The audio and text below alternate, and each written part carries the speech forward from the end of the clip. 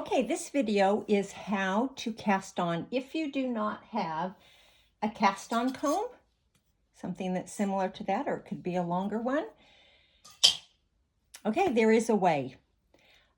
First of all, hopefully you have weights. So these should have come with your machine. But if you don't, you should have probably about 4 of them. If you don't have that, you can make your own. I just got a fork, and there's a video online that shows you this. I just got a fork. I cut off the end, so I just had my brother, who was clever, he cut it off.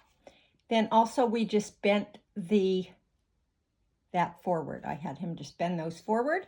Then I got, in here is actually a roll of pennies, or it could be just anything that's kind of makes it a bit heavy. The roll of pennies was a great amount of weight. Something that has weight. I taped it around the handle, the roll of pennies, and then I just knitted a little square and pulled it up on both ends, and so that can act as a weight. Okay, so that's very cheap and inexpensive. Just get some cheap, probably the cheaper the better, forks that can easily bend, and put something here that has weight, wrap around it, and then do that. So that's an easy way. So you do need weights, but if you don't have the cast on comb, that's okay. And this is what you would do. So let me just, for example, if you have a fine gauge machine, which are more rare, but they don't come with cast on combs because they're really small needles. So what you can do is, and again, if you're on the Bond or whatever, you may not have gate pegs, and that's okay.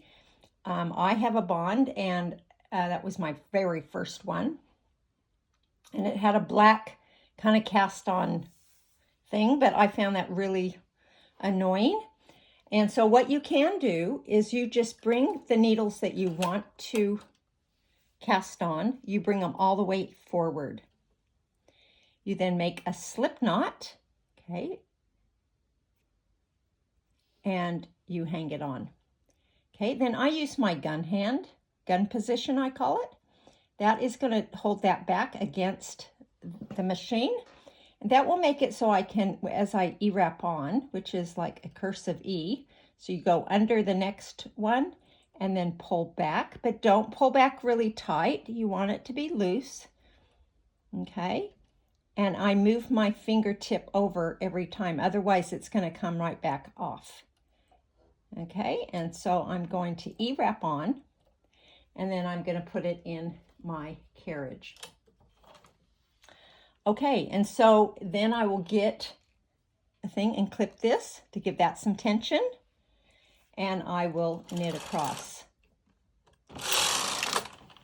Okay, at this point, if you have a cast on comb, this is when you would be hanging that. And if you do have a cast on comb, you're going to center it. There's 0, so you're going to center this. So there's, and you're going to pull that forward in front of that last one, because we don't want that to be caught behind the comb.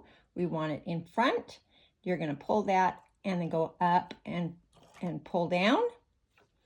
And then you will, for this, I use this kind of weight, and I then put that. Or if you have these other kind, you can hang those as, you know, these for your other type. But if you don't have one of these, then this is what you're going to do for about at least 4 rows. You're just going to, again, use your gun position. You're going to press down and press back so that that's keeping those stitches, and you are going to either with your fingers or with your pedal. Anytime I'm touching these, I'm in gun position because I don't want the stitches to pop off. And then because it's in this position all the way out in D, as long as your machine will be in knit, not in hold position, then you will knit across, and that will easily knit that across without any weights. And then I would do the same. Okay, I just bring those forward, knit across. And I will do that until I get enough knitting here So I could start hanging on here. So then I could start hanging, okay? Or like these. Again, this works really well. And you want to hang on the ends of your knitting, okay? And then you can continue to go. And then as you knit, of course, you're going to,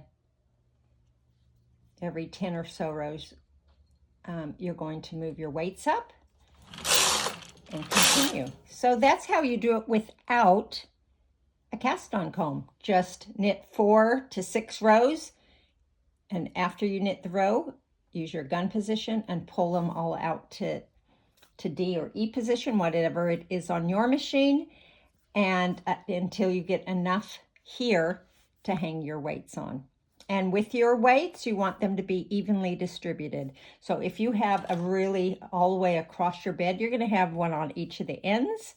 You're going to have them spaced halfway, quarter way, maybe eighth way, whatever, so that you can have that.